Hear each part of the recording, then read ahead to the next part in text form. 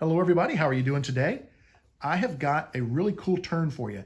I was told this is a steampunk lighter, and I guess it could be considered steampunk, but looking online, I think this is more along the lines of a trench lighter. But either way, it's a very cool kit. I've turned them before, and they make an awesome lighter. The blank is equally as cool. Take a look at this, We the People. And right there is a sliver of wood from Independence Hall. Now, if you know anything at all about American history, you know that Independence Hall is where the Declaration of Independence was drafted and signed. And back in 1897, they did renovations, and they hung on to some of the wood for historical purposes. And recently, they began auctioning off some of that wood. And you can see right here, 14650, that is the piece of wood that Michelle Begley bought at auction.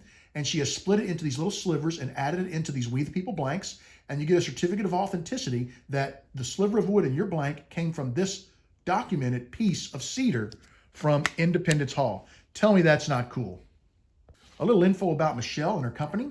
Michelle and Ed own Drop Anchor Creations. There's their email address down at the bottom. I'll put it in the description of the video as well if you'd like to contact them.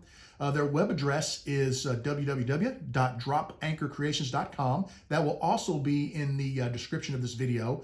Go over and check them out. Michelle and Ed do a lot of casting. They have a lot of amazing blanks for all different kits. And if you do stop in and buy something from them, let them know that you heard about them from RJB Woodturner. I would really appreciate it. The bushings for this kit are two different sizes. And if you take a close look, you'll notice that one is slightly larger than the other. The larger bushing goes in the top of the blank, and the smaller one fits in the bottom. I've got the lathe speed set to 2600 RPMs. Anytime I turn a small blank, I like to turn it fast, and then I slow the lathe down for sanding and finishing.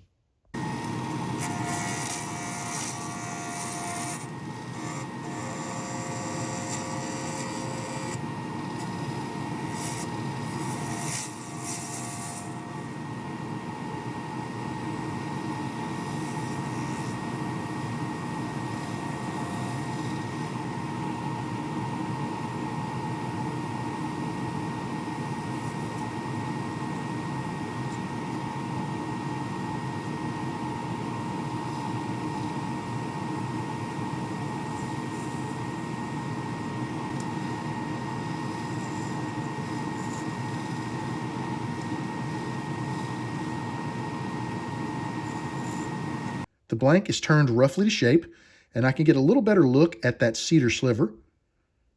I've got the lathe turned down to 840 RPMs, and I'm ready to sand.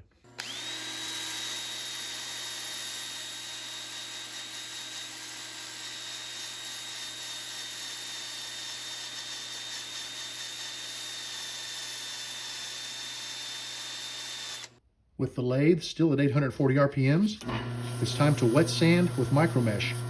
15 seconds per pad. Look at the slurry buildup on there. That's what you're after. That's going to really polish and shine that blank up. We want to rinse this off and wipe the blank before we move to the next pad. Micro meshing really made this blank pop.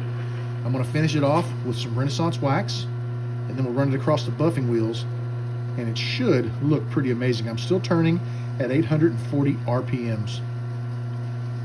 Applying the wax with my finger, and I'll feel the blank start to tug on my finger as the wax dries.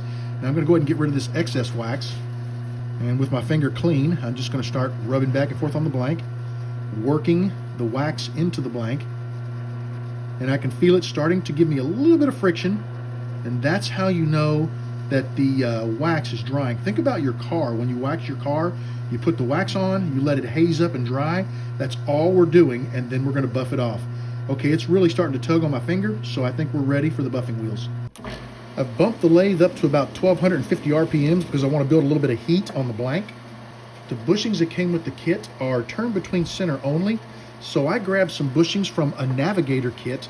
They're a little small, but I cranked it down with a couple of bushings from a Sierra kit to hold it tightly in place, and this should allow me to buff this up quite nicely.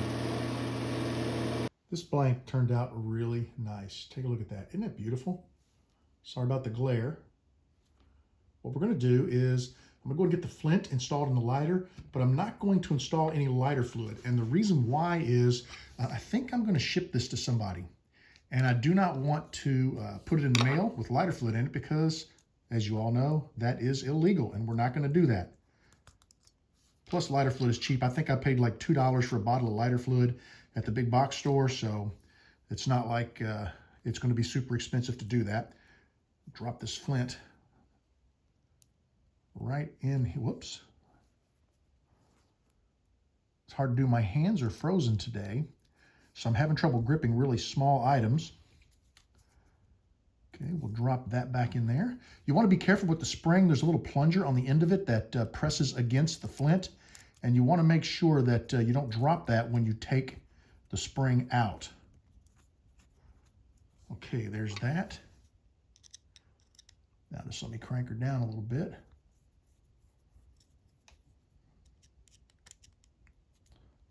There we go.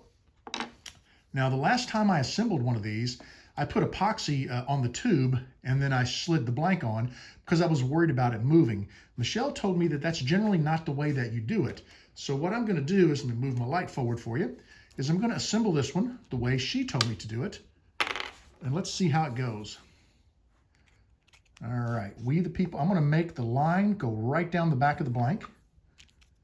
Put this on, and I'm going to crank it nice and tight. Yeah, it's not spinning. That's holding up real nice. Take a look at that. Wow. Isn't that beautiful? Thank you, Michelle. This has been a blast turning something different than pens. I really enjoyed it. These lighter kits are cool, and I've seen a lot of interest in them. People really seem to like them. I'd like to start off by saying thank you to everybody for watching this video. I hope that you watched it all the way through, and I hope that you enjoyed it. And if you're not sure what Independence Hall is, Google it, and please do a little research and find out, because that is our heritage, that is our history. So let's keep that alive. I want to say a special thank you to Michelle and Ed for sending me this incredible blank and this incredible lighter kit.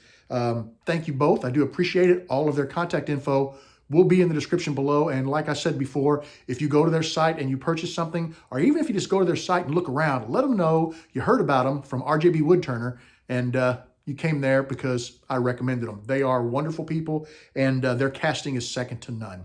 I would like to thank you for joining me in the shop today. I want you to know that you are always welcome in my shop. Come back and see me again real soon, and have a great evening.